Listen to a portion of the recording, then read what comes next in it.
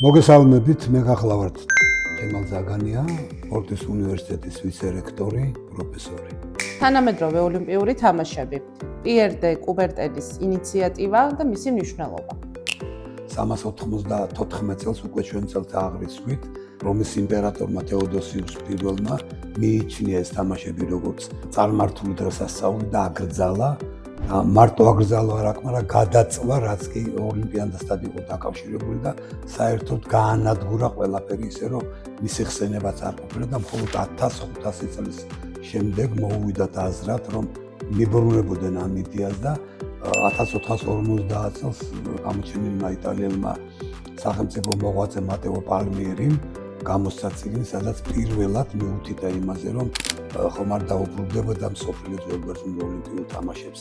იმის შემდეგ უამრავი მცდელობა იყო, რომ აღედგინათ ეს თამაშები, მაგრამ ისეთი სამუშაო, როგორიც გაწია დიდმა ფრანგმა განმანათლებელმა და სახელმწიფო მოღვაწემ პიერ დე კუბერტენმა, არავის გაუკეთებია და მისი თაოსნობით 1894 წელს პარიზის სორბონის უნივერსიტეტში შეიკრიბა დაახლოებით 2000 ადამიანები, რომლებიც სპორტში ძალიან ცნობილი პიროვნებები იყვნენ და ააფუძნეს საერთაშორისო ოლიმპიური კომიტეტი, რომელიც დღესაც ფუნქციონირებს და ჩაუყარეს საფუძველი თანამედროვე ოლიმპიური თამაშების აღდგენას, რომელიც 2 წლის შემდეგ ამ კონგრესიდან 1896 წელს გაიმართა საბერძნეთის დედაქალაქ ათენში.